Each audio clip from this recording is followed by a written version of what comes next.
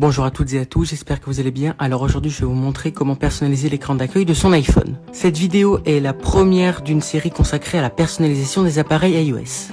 Le nombre de vidéos dans cette série variera en fonction de ce que je déciderai de vous présenter et des possibilités supplémentaires de personnalisation que nous offrira ou pas iOS 17. Une fois cette petite mise au point effectuée, nous pouvons désormais passer à ce qui nous intéresse vraiment et ce qui nous réunit aujourd'hui, comment personnaliser son écran d'accueil. La personnalisation de l'écran d'accueil, selon moi, se divise en 3 étapes.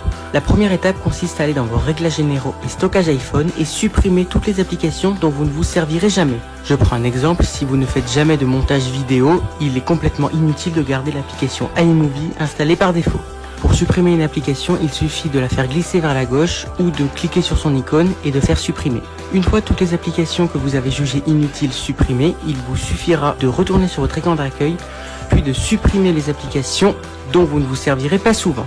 Pour mettre une application hors de votre écran d'accueil, il suffit de cliquer sur l'application en question, de faire supprimer et puis supprimer de l'écran d'accueil. Une fois qu'il ne vous reste sur votre écran d'accueil que les applications dont vous voulez changer l'ordre, il vous suffit de lancer la personnalisation. Comment fait-on?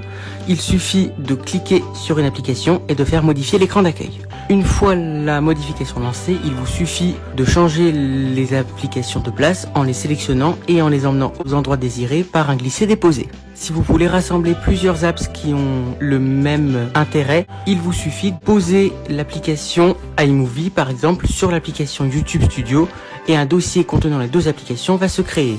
Vous pouvez ensuite renommer ce dossier comme bon vous semble en cliquant sur ce dernier et en faisant renommer. Vous pouvez ajouter autant d'apps que vous voulez à un dossier.